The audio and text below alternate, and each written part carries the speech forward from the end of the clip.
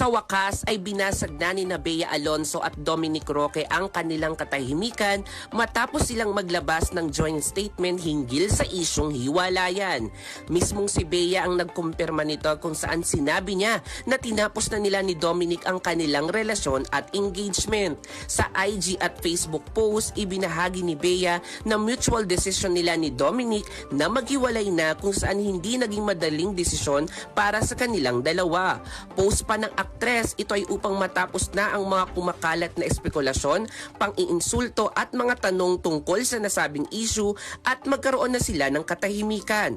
Kasunod nito ay nakiusap sina Bea at Dominic sa publiko na bigyan silang dalawa ng respeto at privacy para sa pag-move on nila sa kanilang hiwalayan at nakiusap din ng mga ito na ilayo na sila mula sa mapanakit na mundo na social media. Sa huli, nagpasalamat ang dalawa sa malawak na pag-iintindi at suporta mula sa ibang netizen. Una nang kinumpirma sa ilang programa at ilang showbiz columnist kabilang na ang kaibigan ni Bea at Dominic na si Tito Boy Abunda na tinapos na ng dalawa ang kanilang relasyon.